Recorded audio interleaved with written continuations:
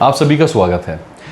US के waiting period में बहुत इंप्रूवमेंट आ गई है। जो इनके टूरिस्ट वीज़ा का वेटिंग पीरियड 2 साल का था, अब वो घट के 3.5-4 महीने का हो गया कुछ केसेस में। नहीं तो अगर एवरेज देखें तो 6 महीने के गैप में आपको अपॉइंटमेंट मिल रही है। मेजॉरिटी ऑफ द केसेस में 6 महीने के गैप में मिल रही हैं। कुछ कुछ है जिनको 6 महीने से पहले भी मिल रही है या जिनके 6 महीने के बाद के हो रहे हैं। ओके, बट एक एवरेज 6 महीने की आराम से मेंटेन हो रही है।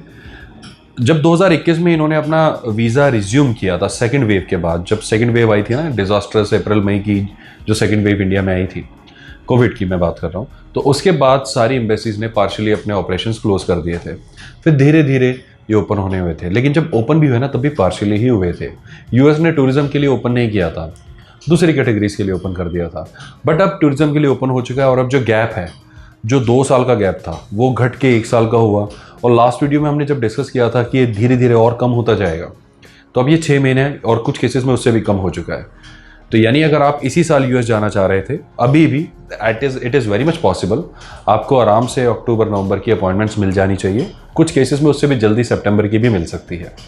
वो डिपेंड करता है कि आपके कौन से काउंसलेट हैं। थोड़ा सा लक भी अगर हमारे साथ में हो तो और भी जल्दी मिल सकती है। अब जो नए व्यूवर्स हैं जिनको अपॉइंटमेंट सिस्टम नहीं पता, जो यूएस जाना चाह रहे हैं, तो बेसिकली यूएस वीज़ा लेने के लिए आपको पहले वीएसी में यानी वीज़ा एप्लीकेशन सेंटर में अपॉइंटमेंट लेनी होती है।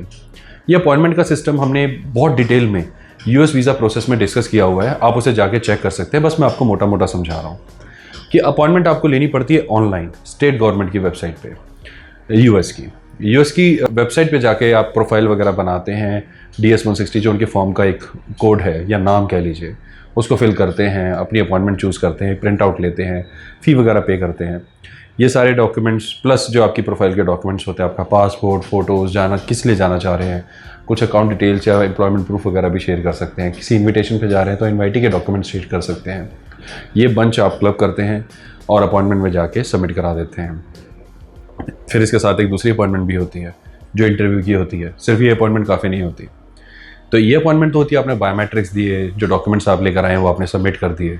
दूसरी अपॉइंटमेंट होगी फिर आपकी जो इंटरव्यू होता है। इंटरव्यू में आपसे काउंसलर पूछ सकता है कि आपका जाने का क्या पर्पस है, आप क्यों जाना चाह रहे हैं और आप क्या काम करते हैं। कई केसेस में तो डायरेक्ट आपकी इनकम तक पूछी जाती है कि आप कितना कमाते हैं। ओके, तो वो अपना कैलकुलेशन करते हैं, तभी आपको वीज़ा अवार्ड करते हैं।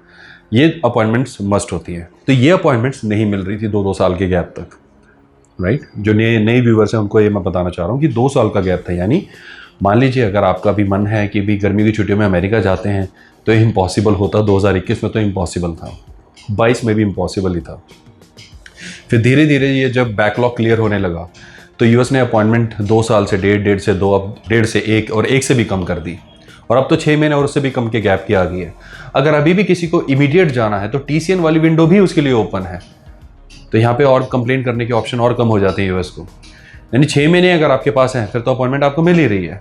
अगर आपको इमीडिएट जाना है बिल्कुल, तो TCN वाला ऑप्शन भी आपको मिल रहा है, यानी थर्ड कंट्री नेशनैलिटी। TCN वाले ऑप्शन को यूज़ करके भी आप जा सकते हैं।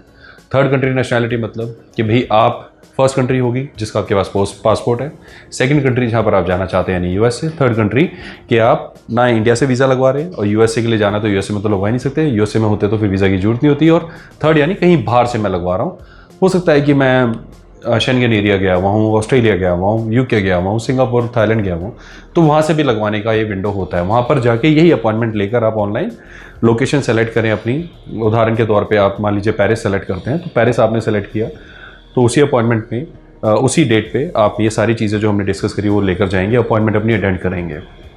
वहाँ पर भी हो सकता है काउंसलर आपसे क्वेश्चन पूछे। तो ओवरऑल जो वीज़ा का सक्सेस रेट है यूएसए का, वो अभी बताने के लिए हमारे पास इनफ डेटा नहीं है, वो अभी भी अंडर प्रोविजन ही है। आप ये समझ लीजिए, we are waiting for data. अभी भी कोशिश कर रहे हैं हम, और आने वाले दिनों में I am very much sure कि हम आपको बहुत सटीक और बड़े प्रिसाइसली बता पाएंगे कि यूएस का वीज़ा का सक्सेस रेट कैसा चल रहा है। तो अगर आप यूएस जाना चाह रहे थे और वीज़ा का वेट कर रहे थे तो मुझे उम्मीद है ये न्यूज़ आपके लिए पॉजिटिव वाइब्स लेकर आई होगी। और भी काफ़ी सारी डिटेल्स हैं जो हम डिस्कस करते रहते हैं।